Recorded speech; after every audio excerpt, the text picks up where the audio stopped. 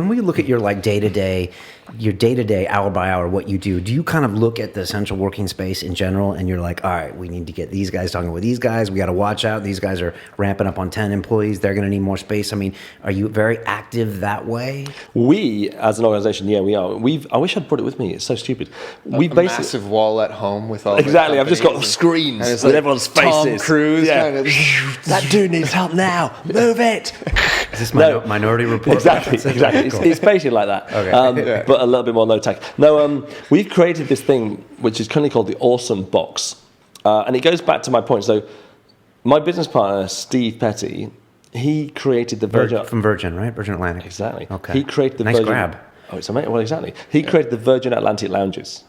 Yeah, for which 10 years. Cannot be understated how they're the best in the world at doing that. And the one in Heathrow was 10 years ago? Oh, yeah. Before anyone was thinking about before Google Workplaces existed. Exactly. I don't get to airport lounges. You are losing. I sit with. You need to change. I sit with the rest of the you poor sod. I'm going to just ignore you for that. It must be one of the first examples of corporates making something a public design and really thinking about how people interact. Oh, it was incredible. I mean, incredibly visionary. And what it did, which is really fascinating, is it basically made you look at Virgin Atlantic as if they were bigger than British Airways. And they had like 6 planes or something stupid.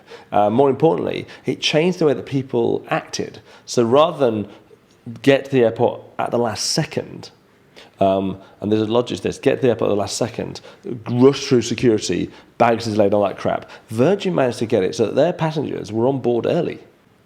So their passengers were sat in the lounge happily waiting. In fact, in some places, you're paying to be in there.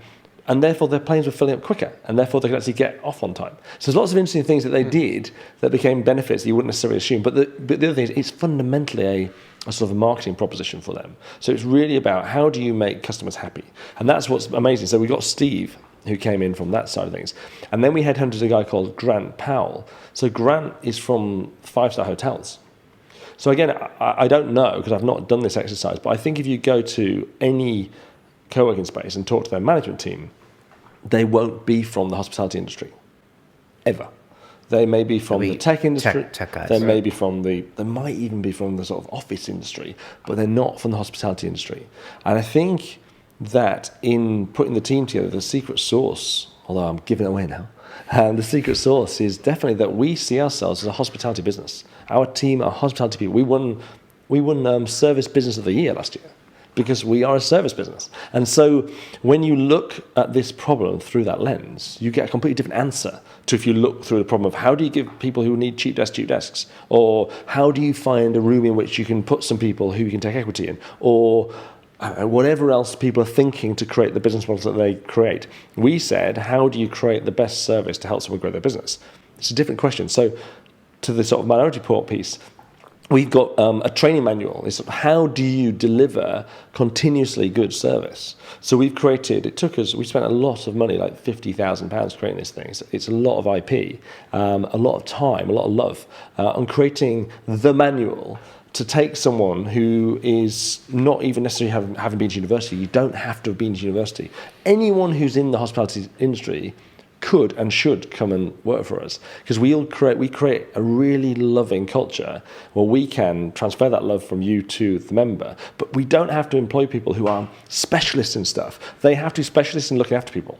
And then this manual takes you on a journey from being unaware of how to help people solve, I need a new employee, I need an HTML program, I need to find some investors, because they're quite specific things that most people wouldn't know how to do. But the manual lets you and shows you how you can help those people without that knowledge.